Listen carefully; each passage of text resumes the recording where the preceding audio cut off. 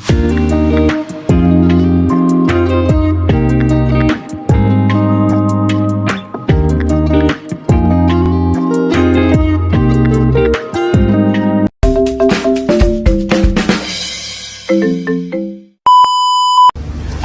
warahmatullahi wabarakatuh. Waalaikumsalam.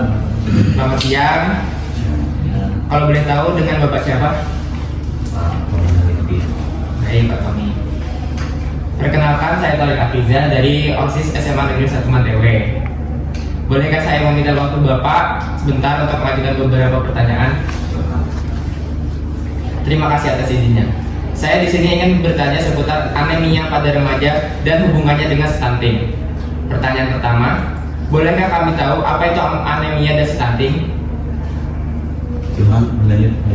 Kebetulan hari ini kita sama dengan penolong gizi di puskesmas dan beliau yang lebih spesifik mengetahui mengenai apa itu stunting. Silakan dulu. Ya, terima kasih. Untuk anemia itu adalah salah satu masalah kesehatan yang disebabkan oleh kekurangan zat besi ya.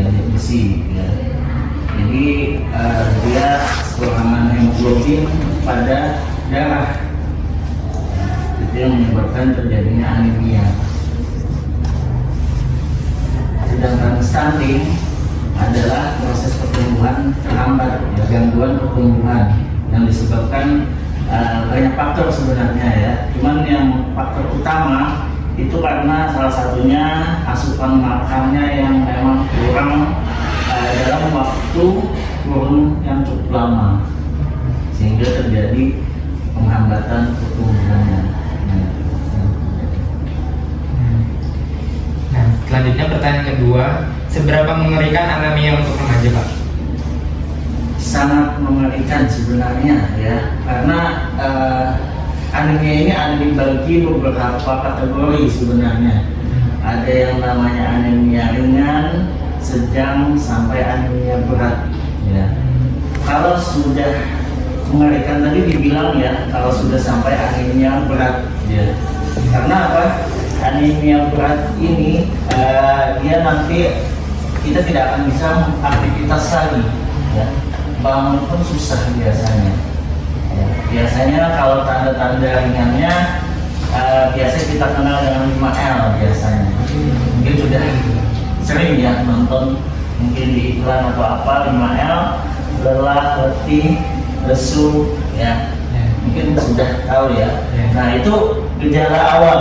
Mungkin itu dinamakan anemia ringan ya.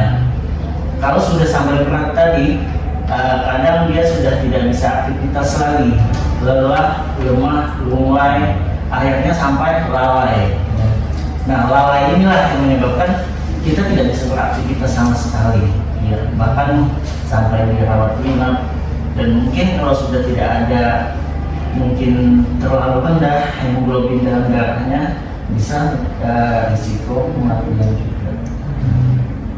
Berarti itu di malah tiduran terus gitu, Pak? Iya, dia tidak akan bisa beraktivitas. Ibaratnya kita jalan sudah berkunang-kunang, nyasar dinding pun mengikuti susah biasanya. Cuman kalau masih anemia ringan, itu karena beberapa faktor biasanya. Ya, faktornya mungkin dari asupan makan yang kurang bergizi ya tentunya, terus juga karena memang faktor stresnya. Stres dalam artian kelola istirahatnya yang memang harus cukup sebenarnya, tapi kadang karena remaja kita di sekolah ya, mungkin karena banyak aktivitas ya, istirahat yang kurang, itu salah satu penyebab bisa menjadikan terjadinya anemia ringan tadi. Nah, terus antara anemia dan stunting, bagaimana hal tersebut berhubungan, Pak?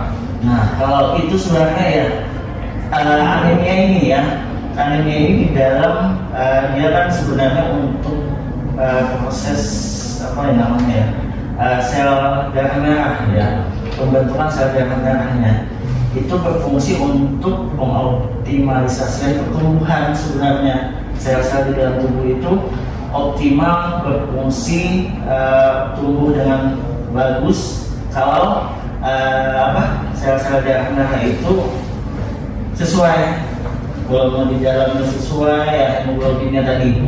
Tapi kalau hemoglobinnya tadi kurang ya, akhirnya pertumbuhan sel-sel di dalam tubuh itu juga terhambat ya, makanya bisa terjadi anemia stunting ya. Itu sama halnya di ibu hamil biasanya ya. Di ibu hamil itu biasanya kami ada di situ pemberian tablet tambah darahnya.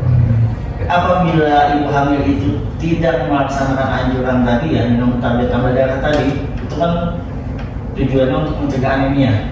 Kalau dia tidak minum, maka si janin di dalam tubuh tadi salah satunya ya tadi terhambat pertumbuhannya.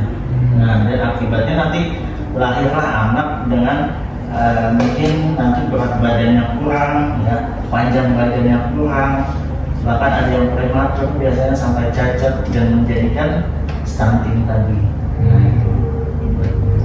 Selanjutnya, adakah cara bagi remaja khususnya untuk menanggulangi anemia? Nah, ya.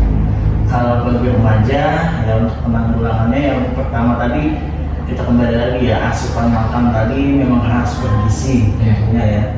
Dengan menerapkan prinsip isi piringku namanya.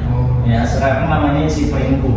Kalau dulu kan dari mulai 4 sehat 5 sempurna ya, berubah ke gizi seimbang ya. Karena apa?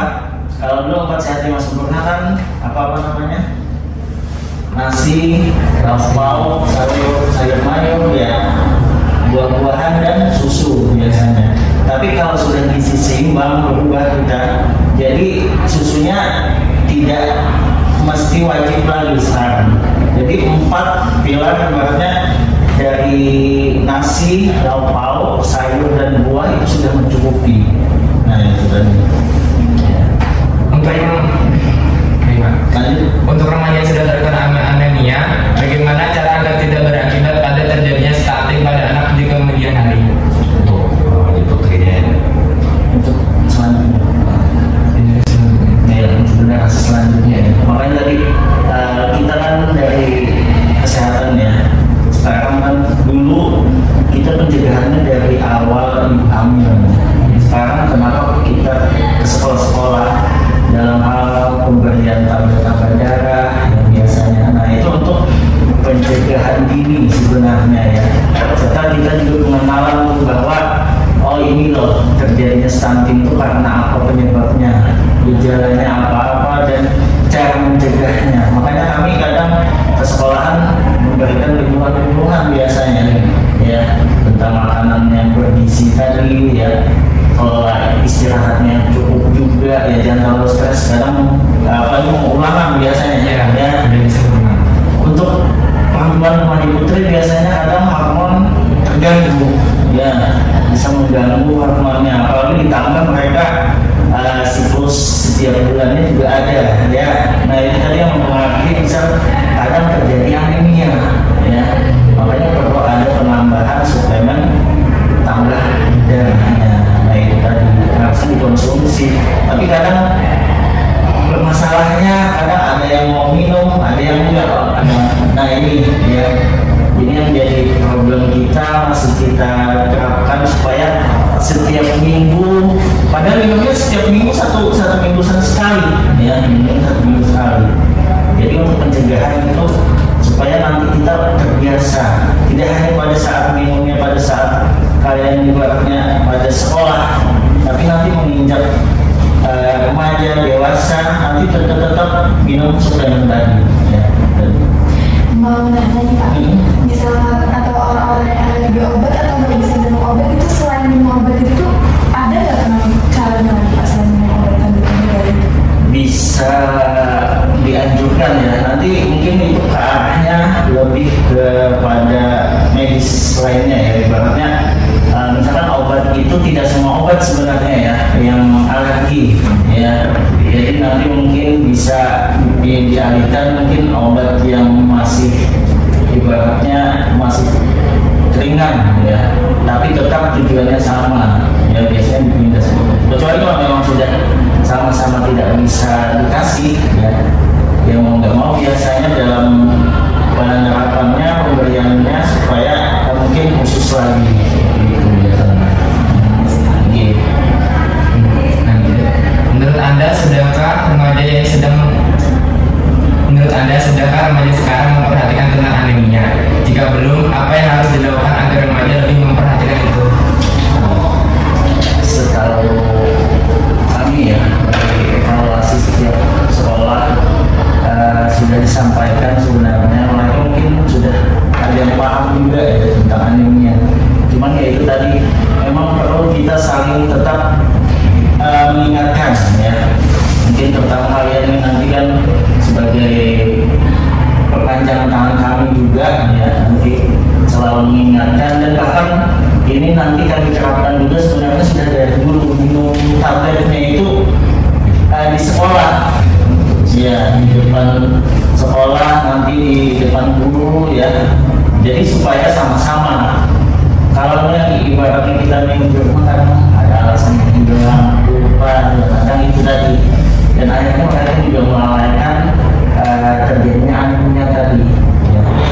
Jadi tetap saling mengingatkan, mungkin ditambah nanti ada iklan-iklan atau apa yang terjadi misalkan bahaya anemia yang bisa dipajang di sekolah biasanya ya. Masih ada lagi mungkin masih ya. Nah, boleh kita di situ juga ya. Walaupun sekilas mungkin paling enggak mereka tetap ada yang membaca ya dari cara. Bisakah anemia dihubungkan dengan kelalaian orang tua terhadap anaknya? Jika bisa, bagaimana itu bisa berhubungan, Pak?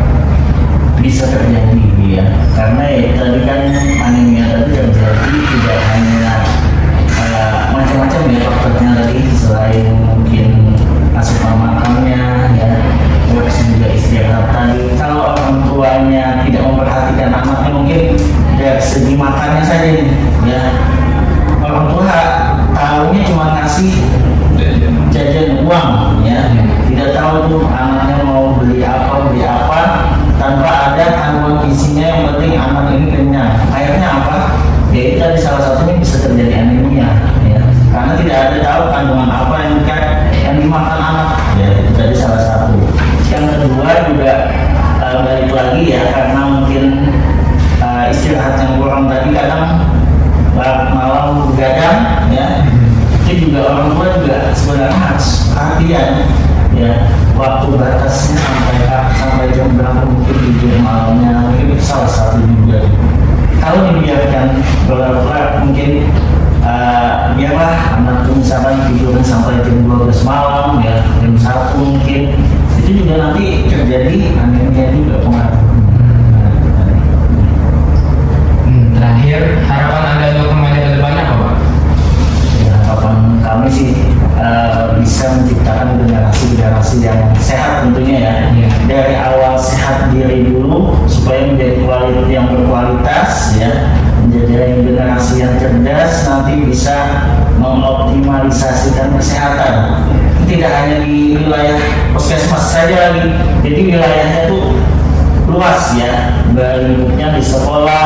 Nanti yang kalian ada di sekolah nanti bisa menyebarkan lagi tuh ke masyarakat yang ada di sekitarnya. Nah itu yang tujuan kami harapkan. Dan mungkin tentang anemia tadi ya, tambah darah tadi, kami harapkan juga pengen ke depannya itu mereka sadar akan kesehatan diri mereka sendiri ya. Ini sebenarnya balik lagi ke dirinya masing-masing sebenarnya ya. Jadi untuk sehat itu dimulai dari diri sendiri. Terima kasih atas jawaban dan waktunya. Karena berhubung hari sudah semakin sore, saya mohon untuk undur diri, Pak. Wassalamualaikum.